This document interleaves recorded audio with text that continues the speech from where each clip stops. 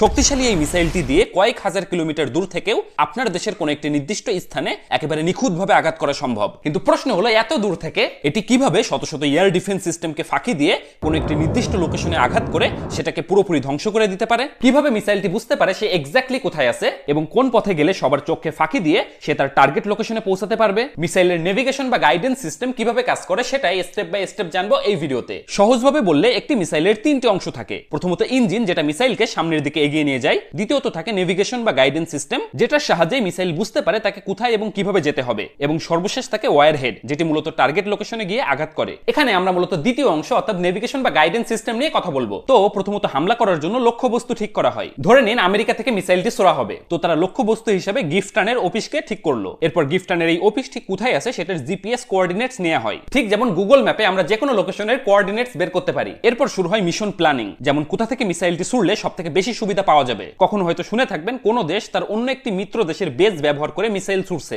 এর কারণ হলো চাইলেই সবসময় নিজের দেশ থেকে মিসাইল ছোড়া যায় না, কারণ আকাশ পথের সব রাস্তা কিন্তু নিরাপদ নয়। যেমন বিভিন্ন দেশের এয়ার ডিফেন্স সিস্টেম থাকে, এটি এর এরিয়ার মধ্যে কোনো মিসাইল পেলেই সে ইন্টারসেপ্ট বা ধ্বংস করে দিতে পারে। এজন্য প্রথমেই অনুমান করা হয় কোথায় এই ধরনের ডিফেন্স সিস্টেম থাকতে পারে, এবং সেই অনুযায়ী প্ল্যানিং এর সময় মিসাইলকে ইনস্ট্রাকশন দেওয়া হয় যে সে কখন নর্মাল ভাবে চলবে অথবা কোথায় কত অ্যাঙ্গেলে ব্যাক নিবে এবং কখন জিগজ্যাগ টাইপের মুভমেন্ট বা অন্য কোনো টেকনিক অনুসরণ করবে। তো এরকম অনেকগুলো ফ্যাক্টর কনসিডার করে কোথা থেকে মিসাইলটি ছোড়া হবে সেটা নির্ধারণ করা হয়, এবং যেখান থেকে ছোড়া হবে সেখান থেকে লক্ষ্যবস্তুর যে দূরত্ব সেটা ক্যালকুলেশন করে বের করা হয়। এরপরে সকল তথ্য মিসাইলের অনবোর্ড কম্পিউটারে ইনপুট দেওয়া হয় এবং মিসাইলকে লঞ্চ করা হয়। এরপর সেই গাইডেন্স সিস্টেমের কাজ শুরু হয়। এটি বারবার মিসাইলকে বলে যে সে ঠিক কোথায় আছে এবং কোথায় কিভাবে যেতে হবে। এখানে মূলত তিনটে গাইডেন্স সিস্টেম থাকে। প্রথমটি হলো ইনার্শিয়াল নেভিগেশন সিস্টেম, এটি জাইরোস্কোপ ও মোশন সেন্সর ব্যবহার করে ওরিয়েন্টেশন এবং মুভমেন্ট মেজার করে। দ্বিতীয়টি হলো জিপিএস গাইডেন্স, যেটা সরাসরি স্যাটেলাইট থেকে পজিশন সিগন্যাল পায় এবং এর মাধ্যমে মিসাইল তার বর্তমান অবস্থা জানতে পারে এবং টার্গেট লোকেশনের সাথে কম্পেয়ার করে সামনে আগাতে থাকে। তৃতীয়টি হলো টার্মিনাল গাইডেন্স,